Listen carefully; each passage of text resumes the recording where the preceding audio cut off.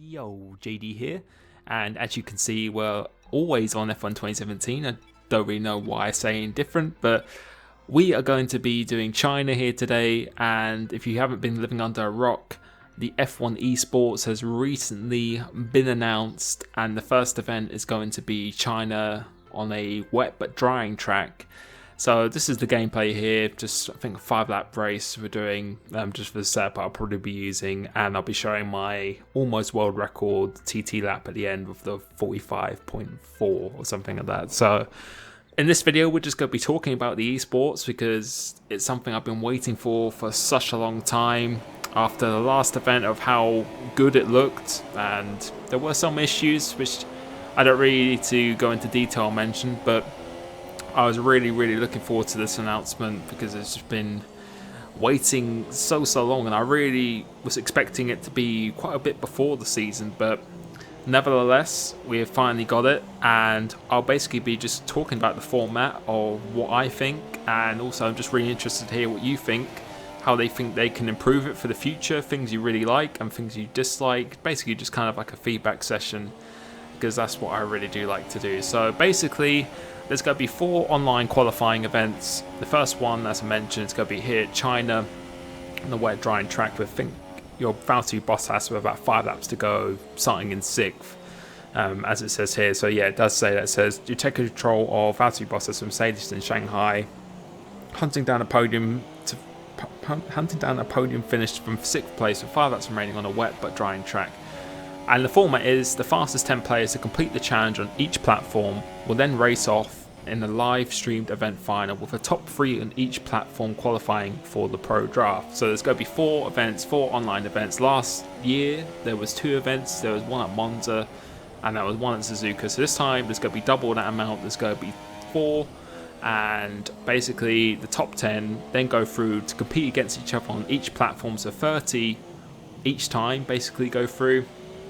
And then it's just going to be the fastest 3 from each platform, which then go through to something called a pro draft. And what it says here is the fastest 10 players to complete the challenge on each platform and then race in live stream event. As I just said, top 3 will then go on to perform qualifying for the pro draft. At the end of the 4 qualifying events and a wildcard stage, the pro draft will be held where the top 40 drivers in the world will be eligible for selection by the Formula 1 teams for their respective esports teams. And they go through the list. The only team that is not going to be doing an esports team is Ferrari, but everyone else, so like Mercedes, Red Bull, Force India, eForce India, all the rest of the teams have got that except for Ferrari. And the top 3 from last year in the esports was obviously Brendan Lee, Sven Zerner, who was 3rd, and then Fabio Dinoza, who was in 2nd.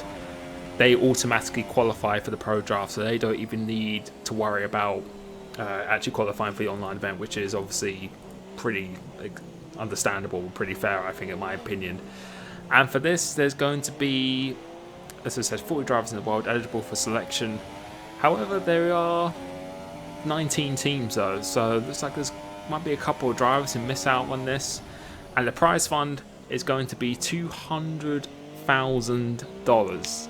which I feel is a very good prize fund. I don't know what it was last year. I think it was about $2,000 or something, $2 or $3,000, and obviously with some paddock passes for any Grand Prix throughout the year. I'm sure Brendan, if he's watching this, he could probably explain in the comments of exactly what he got. But $200,000, so there's a lot to play for here. The thing with me is that the thing I kind of wanted, really wanted like a season-long event, because just 3 events. It's like the finals is going to be covered by 3 actual events, and if they're 25% as well, I think 25% is not really going to be a true reflection of just all aspects of what it takes to be the best player in the game, in my opinion. I think 25% really takes out tyre strategy and just intelligence, really, and what you need to do. It's all just going to be about, if you qualify in the top 3 or 4, then you're going to have a very good chance of winning. Obviously that promotes the fastest drivers, but I feel sometimes it's about consistency that is definitely going to be key in this. So I really do hope that it's not 25%, but I do understand the reason why they did it, because it's a little bit more entertaining for the non-hardcore player or someone who doesn't watch F1 or actually plays the game to actually play instead. So I really do hope that is the case. So I'm very, very excited for this. I think the prize fund's very good. However, one little issue that has definitely come up and caused a little bit of controversy recently is regarding the tournament rules. And as I can see, if I'm actually reading this through right now, I think if we just searching it for myself, contracted on the page 1, also on the prologue, it says, "You are not eligible to participate if you are contracted to a professional esports team or under 16 years of age at the point of registration." And that's caused a little bit of a controversy because most of the top players, or the players who are renowned to be very good at the game, who do very well, most of them are actually contracted to an esports team. Even myself, I'm contracted to an esports team at the moment, but there's not really too much to comment on that. Paul Gill, which I'll put up a little bit clip now, I think, well, a screenshot now.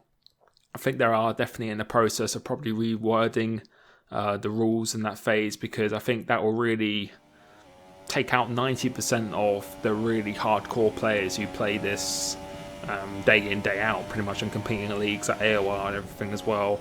I think that would be a little bit of a silly move. I can understand, because obviously the actual Formula 1 teams, they want their own teams. They don't want someone that could contract it in.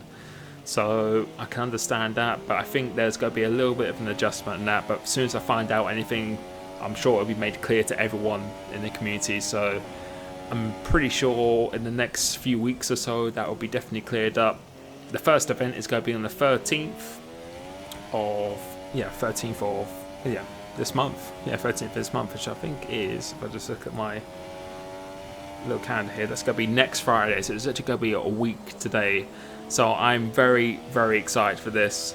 In my opinion, as I said, I was really hoping for a season-long kind of championship rather than just 3 races for the grand final, because I don't know if that's really enough to determine who is the most consistent, because it's going to take a lot of luck for that. Also, I think the actual finale is going to be on the new game as well. So that's a little bit, unless I've read that wrong, then the actual finale is going to be on 2018. So you're going to be playing a different game, which can really, depending how quickly someone gets used to the game, someone could be top level on this game, but then really just can't adjust to the next game. But of course, it's going to be the same for everyone. So I'm really, really looking forward to the event here. And then we do a 45.4 here, which didn't actually update on the TT leaderboards, which was kind of annoying, but I feel I can probably get like a 2 or something like that. I think my good friend VSR Simon's done a 3, who I really wanted to race him online on a 1x1. So please, this is an invite to you. I'd really look forward to that. I think I'll be making quite a cool video doing that. So GG to him, try and improve there, but the setup felt pretty nice.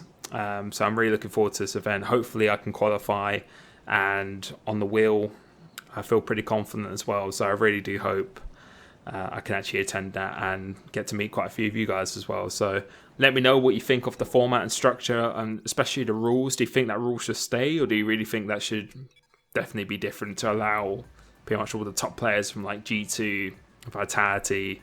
There's a lot of other contracted esports teams as well. So let me know what you think. Let me know how hyped you are for it as well, because I'm really, really excited. Thank you for supporting my channel recently. Been so busy studying a course, so I really hope, that finishes next week, so I hope I'll be back on the regular uploads again. Thank you so much for the support and sticking around, and I'll catch you next time. Peace.